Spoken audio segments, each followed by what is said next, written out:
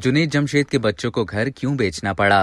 मारूफ नातखा मरहूम जुनैद जमशेद के बेटे बाबर जुनैद का कहना है कि वालिद के इंतकाल के बाद माशी तंगी के बायस उनका घर बेच दिया था। एक इंटरव्यू के दौरान जुनैद जमशेद के बेटे ने वालिद के इंतकाल के बाद पेश आने वाली मुश्किलात पर बात करते हुए इंकशाफ किया कि अब्बू घर के वाहिद कफील थे। उस वक्त हम सब पढ़ रहे थे। हम 4 बहन भाई हैं। जब अचानक से अब्बू का इंतकाल हुआ हमें कुछ भी नहीं पता था। जुनैद जमशेद के साहबजादे ने कहा कि बहुत से लोग ये नहीं जानते होंगे कि 2016 में जब वालिद का इंतकाल हुआ उसके 2 साल बाद ही हमें घर बेचना पड़ा था, क्योंकि हम घर भी अफोर्ड नहीं कर पा रहे थे।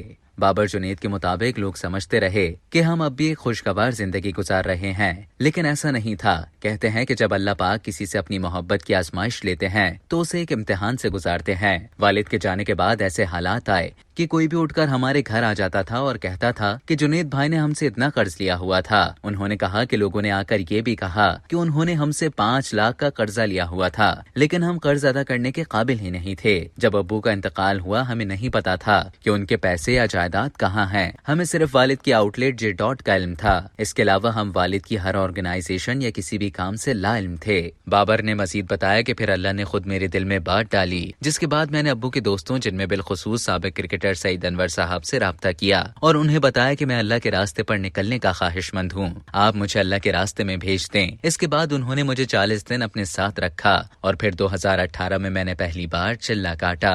अब तक के लिए इतना ही। मजीद खबरों और न्यूज अपडेट्स के लिए डेली जंग के YouTube चैनल को सब्सक्राइब करें और Facebook के पेज को लाइक करना ना भूलें।